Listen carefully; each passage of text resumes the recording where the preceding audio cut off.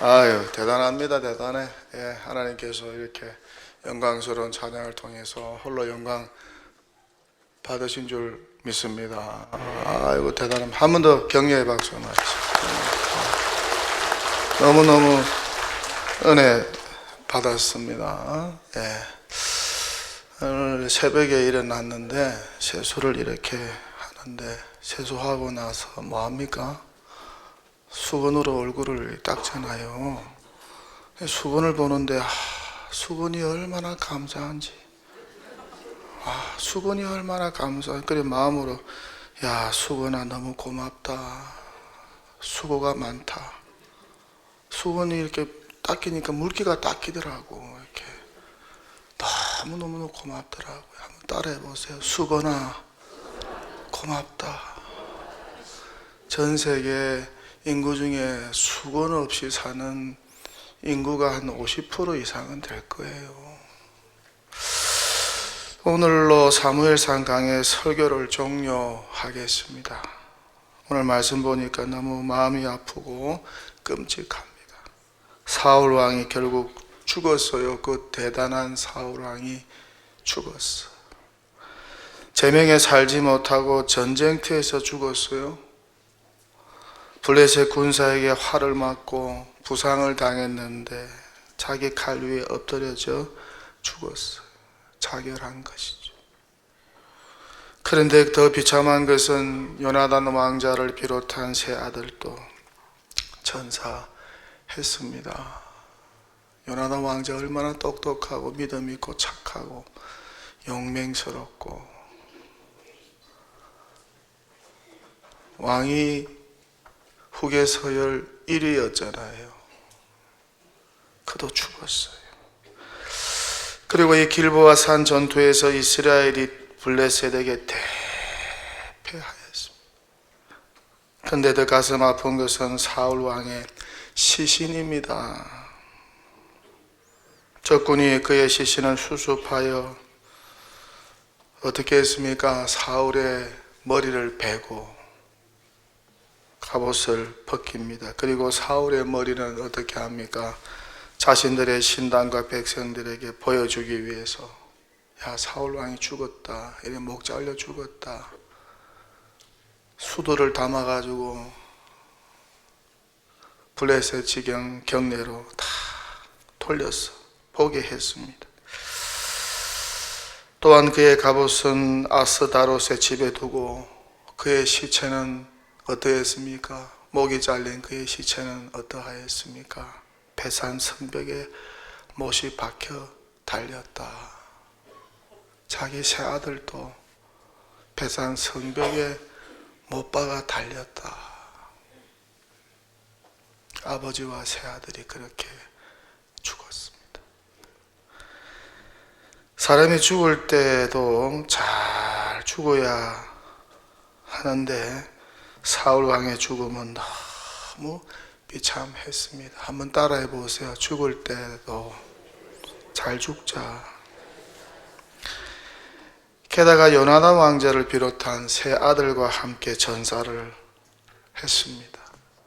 개인의 비극이요, 집안의 비극이요, 한 나라의 비극이요, 수치였습니다. 이렇게 사울 왕이 죽을 것인데 그것도 모르고 왜 그렇게 다윗을 쫓아다녔을까? 그렇게 시간을 낭비했을까? 그런 쓸데없는 일에 소모전을 벌였을까? 그렇게 미워하며 살았을까? 다윗을 좀 사랑해주고 축복해 주면 될 것을, 아니 자기 사위까지 된 다윗인데 그렇게 사랑하며 살았으면 얼마나 좋았을까? 그런데 다윗이 잘 되는 꼴을 보지 못하고 시기질도 하고 미워하고 증오하고 죽이려고 하고 10년 이상을 쫓아다녔습니다. 도망자의 삶도 힘들지만 쫓아가는 사람도 힘들어요. 숨은 사람들 찾아내려고 형사들이 추적하지 않습니까? 그거 얼마나 힘듭니까? 정말 안타까워요. 길지 않은 인생인데, 예? 살아야 70, 좀 건강한 80. 80 넘으면 다 갈 준비해야 돼. 보따리 사서 갈 준비해야 돼요. 왕위도 영원하지 않을 텐데, 왜 한 사람에 대하여 그렇게 오랜 시간을 집착하고 시기 질투하고 미워하며 살아야 했을까? 이 다윗을 향한 시기 질투로 또 어떤 일이 생겼나요? 무고한 아히멜렉을 비롯한 제사장 85명이 죽었지 않습니까? 사울 왕이 도액을 시켜서 다 죽이라고 했어요. 참 이런 어처구니 없는 악행을 사울 왕이 저지르며 살았어요. 정말 안타까워요. 하나님의 축복으로 왕까지 된 사람인데 왕이 아무나 됩니까? 왕이 아무나 됩니까? 하나님의 선택과 은혜로 왕까지 된 사람인데 그 은혜에 감격하며 그 은혜에 보답하며 살았다면 얼마나 좋았을까? 그런데 그렇게 살지 못하고 사울은 비참한 최후를 맞이합니다.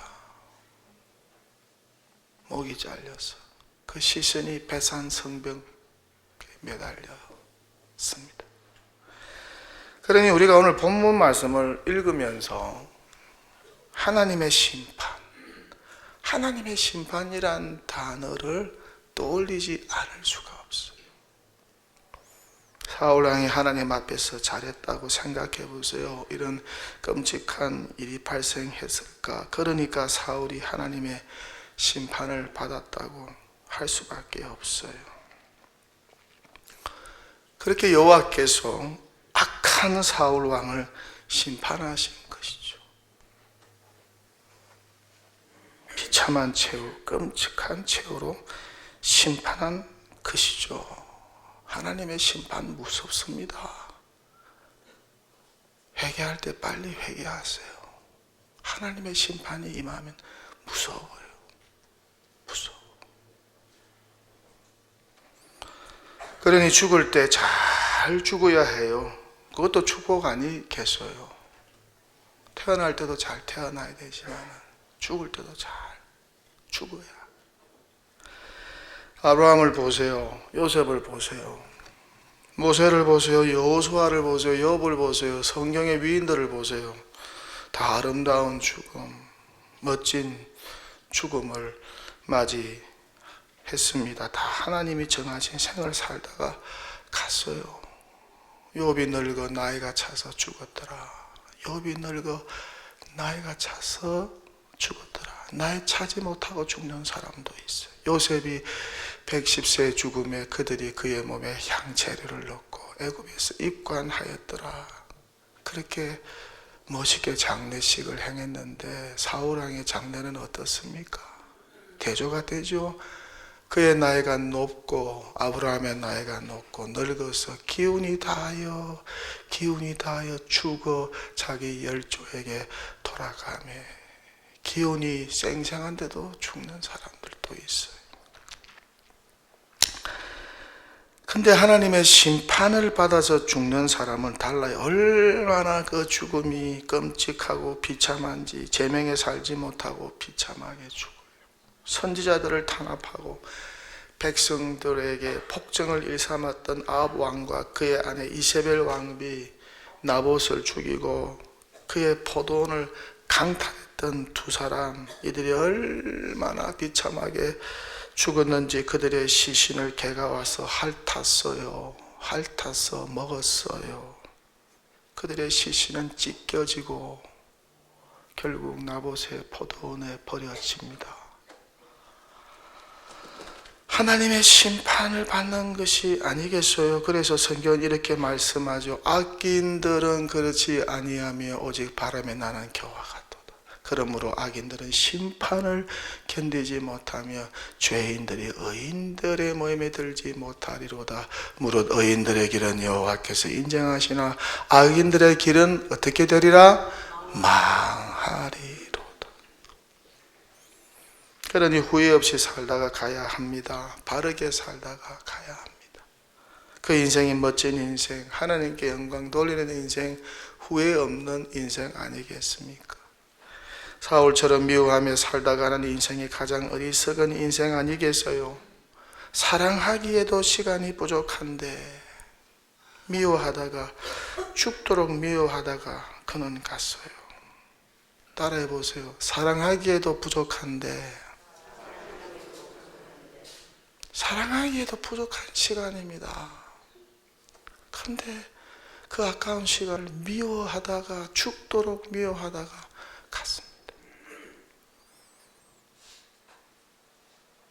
그 미움이 제 아들의 생명까지 앗아갔어요. 이 미움이 얼마나 우리의 인생을 낭비시키는지 몰라요. 악한 사탄 마귀는 이 미움으로 인생을 허송 낭비하게 만듭니다.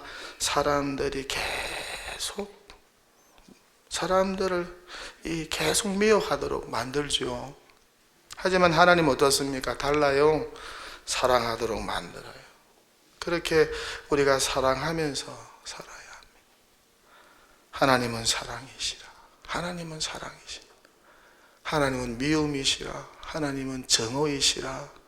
하나님은 보복이시라가 아니고 하나님은 사랑이시라. 그분을 닮아 우리도 사랑하며 살아야 합니다. 그렇게 인생은 사랑해도 시간이 모자라고 짧아요. 그런데 미워하면서 살면 우리 인생이 어떻게 되겠습니까? 이어령 씨가 이런 글을 썼어요. 이어령 씨 알죠? 나에게 이야기하기, 나에게 이야기하기 라는 글에서 이렇게 글을 쓰고 있습니다. 너무 잘하지 말라 하네. 이미 살아있음이 이기는 것이므로 너무 슬퍼 말라 하네. 삶은 슬픔도 아름다운 기억으로 돌려주므로 너무 고집부리지 말라 하네. 사람의 마음과 생각은 늘 변하는 것이므로 너무 욕심부리지 말라 하네. 사람이 살아가는데 그다지 많은 것이 필요치 않으므로 너무 미안해하지 말라 하네. 우리 모두는 누구나 실수하는 불완전한 존재이므로 너무 뒤돌아보지 말라 하네. 지나간 날보다 앞으로 살 날이 더 의미 있으므로 너무 받으려고 하지 말라 하네. 살다 보면 주는 것이 받는 것보다 기쁨으로 너무 조급해하지 말라 하네. 천천히 가도 얼마든지 먼저 도착할 수 있으므로 죽도록 온 존재로 사랑하라 하네. 우리가 세상에 온 이유는 사랑하기 위함이므로. 그렇습니다. 우리가 세상에 온 이유는 사랑하기 위해서입니다. 죽도록 온 존재로 사랑하기 위해서 왔어요. 사울이 사실을 좀 알고 살았다면 얼마나 좋았을까. 왜 그토록 그는 이 사랑에서 멀어진 것일까. 사랑 대신 미움을 택하고 미움을 품고 산 것일까. 결국 그 미움이 그의 인생을 불행하게 만들었고 자녀들까지 불행하게 만들었어요. 그러니 남은 인생 우리가 어떻게 살아야 할까? 사랑하며 살아야 해요. 미워하지 말고 사랑하면서 그래야 우리의 인생이 행복해지는 것이죠. 그렇게 사울이 사랑하며 살았다면 얼마나 좋았을까. 비참한 최후도 맞이하지 않게 되었을 것이고 새 아들도 전사하지 않았을 것이고 사위 다윗과 행복하게 살게 되었을 것이고 누구보다 그 자신이 행복하지 않았을까. 그리고 백성도 행복하지 않았을까. 사랑이 많은 왕, 사랑으로 충만한 왕이 되었을 테니까. 그러니 그의 최후가 안타까울 수밖에 없어요. 죽음의 순간에 그가 얼마나 후회를 하였을까. 그러니 우리도 후회 없는 삶을 살아야 해요. 언제 죽을지 모를 것이 인생인데 얼마 남지 않았어요. 10년 금방입니다. 금방. 20년 금방입니다. 금방 지나갑니다. 중천의 해 금방 떨어집니다. 우리 산부 예배자들 가운데 빈자리 다 우리보다 먼저 이민 간 분들입니다. 제가 부임한 이후로도 천국으로 많이 가셨어요. 어떻게 지금까지 살면서 후회되는 것이 있으셨나요? 야, 내 인생 돌아보니까 이것이 좀 후회가 된다. 이렇게 안 살았으면 좋았을 건데. 이렇게 살았으면 좀 좋았을 텐데. 그런 후회가 있으세요? 오츠 스위치라는 일본의 호스피스 의사가 1000명의 환자를 대하면서 그가 죽음 직전에 있는 환자들에게 들은 인생 25가지의 후회를 책으로 엮어내었습니다. 제목이 죽을 때 후회하는 25가지. 그 후회는 이런 것들입니다. 사랑하는 사람에게 고맙다는 말을 많이 했더라면, 진짜 하고 싶은 일을 했더라면, 조금만 더 겸손했더라면, 친절을 베풀었더라면, 나쁜 짓을 하지 않았더라면, 꿈을 꾸고 그 꿈을 이루려고 노력했더라면, 감정에 휘둘리지 않았더라면, 만나고 싶은 사람을 만났더라면, 기억에 남는 연애를 했더라면, 죽도록 일만 하지 않았더라면, 가고 싶은 곳으로 여행을 떠났더라면, 고향을 찾아가 보았더라면, 맛있는 음식을 많이 맛보았더라면, 결혼했더라면, 자식이 있었더라면, 자식을 혼인시켰더라면, 유산을 미리 염두에 두었더라면, 내 장례식을 생각했더라면, 내가 살아온 증거를 남겨두었더라면, 삶과 죽음의 의미를 진지하게 생각했더라면, 건강을 소중히 여겼더라면, 좀 더 일찍 담배를 끊었더라면, 건강할 때 마지막 의사를 밝혔더라면, 치료의 의미를 진지하게 생각했더라면, 이런 후회를 담고 있어요.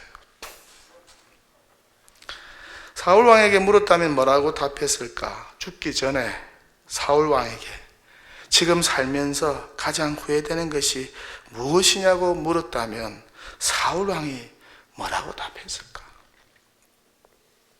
미워하지 않고 사랑하며 살았다면, 미워하지 않고 사랑하며 살았다면 그렇게 말하지 않았을까? 형제를 미워하는 것은 살인이라고 성경은 말씀합니다. 형제를 미워하는 자마다 살인하는 자니, 살인하는 자마다 영생이 그 속에 거하지 아니하는 것을 너희가 아는 바라.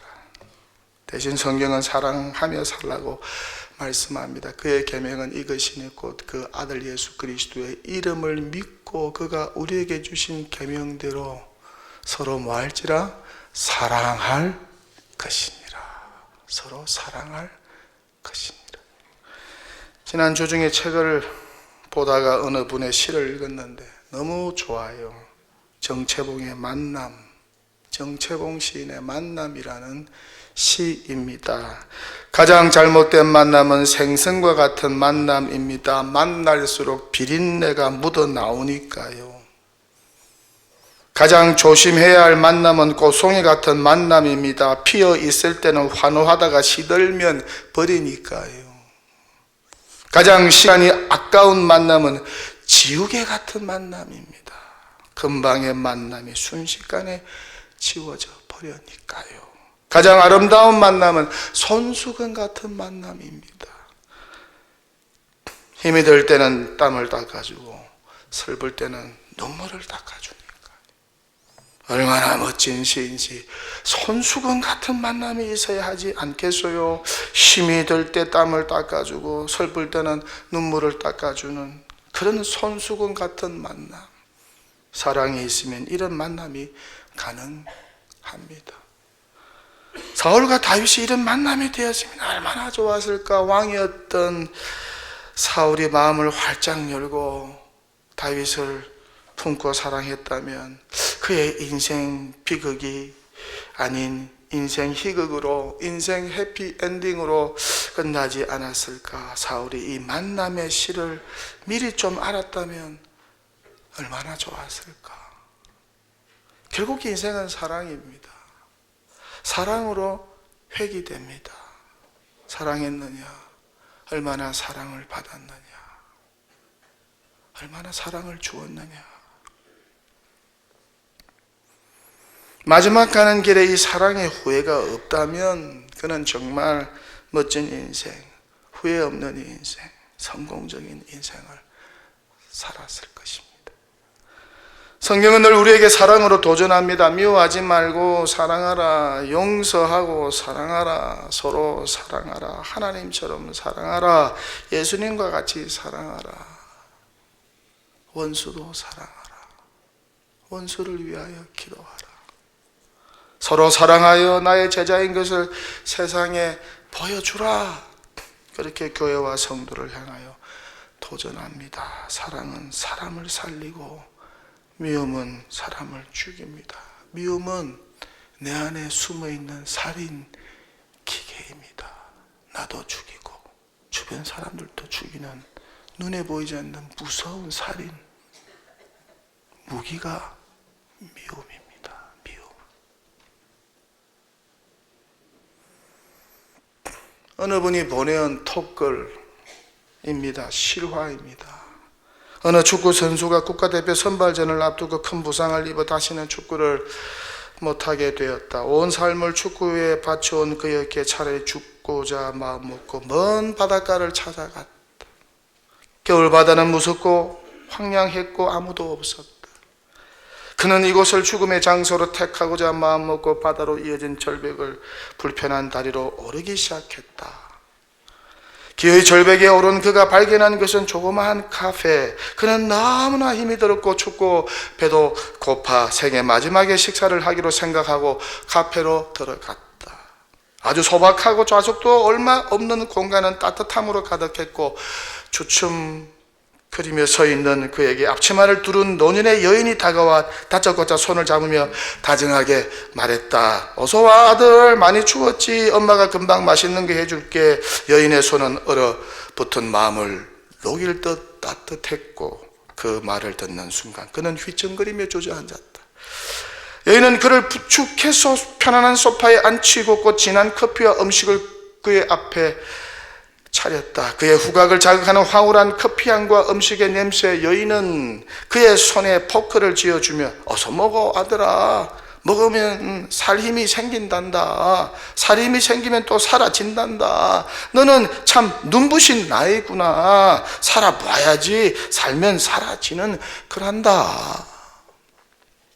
술과도 같은 여인의 말을 들으며 그는 울면서 음식을 먹었고 소파에서 그냥 잠이 들었다. 이었고 잠이 깬 그는 창밖으로 무섭게 포효하는 바다를 보았고 아직 살아있고 조그만 공간의 아늑함이 너무나 행복한 자신을 발견했다.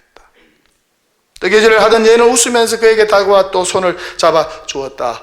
어머니께 돌아가요. 어머니가 안 계시면 당신을 기다리는 그 누군가라도 아무도 없다면 당신이 누군가를 기다려주는 사람이 되든지. 난 이곳에서 10년 전 아들을 잃었어요. 난 이곳에서 10년 전 아들을 잃었어요. 그래서 또 다른 아들들이 죽는 것을 막고 싶어 여기서 이렇게 산답니다. 그동안 살아난 많은 아들과 딸들이 찾아와 주어 외롭지 않아요. 다음에 나를 찾아와 주겠지요. 그는 살아났고 지금 부산에서 큰 아웃도어 매장을 하면서 누구보다 멋진 인생을 살아가고 있다. 이 노년의 여인이 베푼 사랑이 그 사람을 살린 거 아닙니까? 사울왕이 그렇게 사랑을 알고 사랑을 베풀며 인생을 마감했다면 오늘 사무엘상 마지막 31장은 어떻게 기록되었을까? 멋진 죽음, 아름다운 죽음, 감동적인 죽음, 그의 멋진 장례식장의 모습으로 기록되지 않았을까? 여기는 우리 모두도 마지막 가는 길, 그 여정이 최후가 언제일지 모르지만은 그 마지막이 아름답고 누군가에게 도전과 감동을 주고 후회 없이 살았다는 인생의 기록과 흔적을 남겨두고 떠난다면 얼마나 좋을까? 적어도 사울왕처럼 하나님의 심판을 받아 죽는 그런 비극은 없어야 하지 않을까? 후에 막급도 없어야 하지 않을까? 비극으로 종결되는 일도 없어야 하지 않을까? 여러분의 죽음을 한번 그려보세요. 장례식을 한번 그려보세요. 어떨 것 같습니까?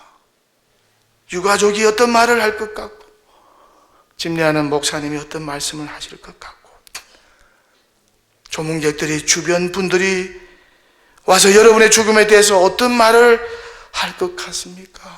야, 이 사람 잘 죽었다, 잘 죽었어. 아니면은 이 사람 죽으면 안 되는데 우리 곁에 더 있어 주어야 하는데, 뭐라고 말씀할 것 같습니까? 특히 입관식에서 여러분의 시신 앞에서 가족들이 어떤 말을 할 것 같습니까? 어린 시절 저의 외삼촌의 장례식에 참석한 적이 있습니다. 초등학교 시절이었습니다. 아주 어린 시절이었어요. 저희 어머니의 친오빠는 아니고 다 커서 입양한 오빠였습니다. 그 외삼촌의 장례식이 있는 날, 장지에서 산이었어요. 장지에서 하관하는데 외숙모님이 하얀 소복을 입고 땅바닥에 주저앉아 그렇게 울어요. 왜 그런지 모르겠지만 두 번째 부인이었고 아주 나이가 젊었습니다. 외삼촌과 나이가 차이가 좀 났어요. 땅을 치며 울어요. 그 외침이 지금도 생생합니다. 왜 나를 더 사랑해 주지 않았어? 왜 나를 더 사랑해 주지 않았어? 더 사랑해 주고 가지, 이렇게 갈 건데 좀 더 사랑해 주고 가지, 왜 나를 더 사랑해 주지 않았어? 그렇게 대성통곡을 땅을 치면서 하얀 소복을 입고 대성통곡을 하는 외숙모님의 모습을 본 적이 있습니다.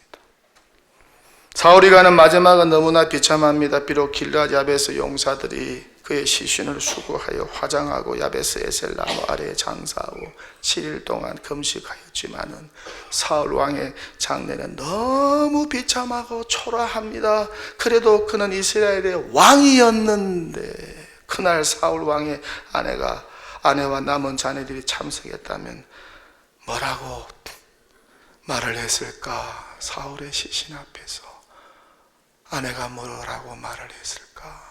남은 자녀들이 뭐라고 말했을까? 이야기 안 하고 설교를 마치겠습니다.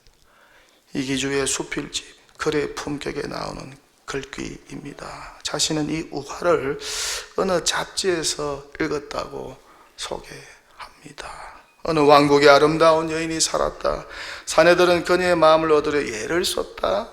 노모와 함께 사는 한 남자도 그 중에 하나였다. 그는 마을 어귀에서 작은 부둣간을 했다. 여인을 향한 연정은 그의 마음속에서 뜨거운 불덩이가 되어 종일 돌아다녔다. 그러던 어느 날 우연히 여인과 마주친 사내는 감추어 온 마음을 내보였다. 내 마음을, 내가 지닌 모든 것을 당신에게 주고 싶습니다. 지금까지 수많은 남자가 내게 사랑을 고백해서요, 다들 중귀한 보물과 희귀한 동물을 가져왔지만 내 마음은 요동치지 않았습니다. 정말 특별한 것을 보면 내가 흔들릴지도 모르겠네요. 특별한 것이라면 혹시 당신이 가장 아끼는 사람의 심장을 가져올 수 있나요? 당신이 가장 아끼는 사람의 심장을 가져올 수 있나요? 제가 가장 아끼는 사람은 제 어머니인데요. 당신이 가장 소중한 것을 버릴 수 있다면 나는 다른 남자에게 구애를 물리치고 당신의 청혼을 수락할게요. 사랑의 눈이 먼 사내는 그날 밤 짐승으로 돌변했다. 어머니가 잠든 사이 심장을 파냈다. 동이 터자 어머니의 심장을 들고 여인을 만나러 뛰어가던 그는 그만 돌부리에 걸쳐 넘어지고 말았다. 그때였다. 아직 온기가 식지 않은 심장에서 울음기 섞인 어머니의 목소리가 흘러나왔다. 아들아, 어디 다쳤느냐? 어디 다쳤느냐? 천천히 가거라. 천천히. 어머니의 사랑보다 더 큰 하나님의 사랑, 어머니의 사랑보다 더 큰 그리스도의 사랑, 어머니의 사랑보다 더 큰 십자가의 사랑을 받은 저와 여러분, 하나님의 사랑, 그리스도의 사랑으로 충만하시기를 주님의 이름으로 간절히 축원합니다.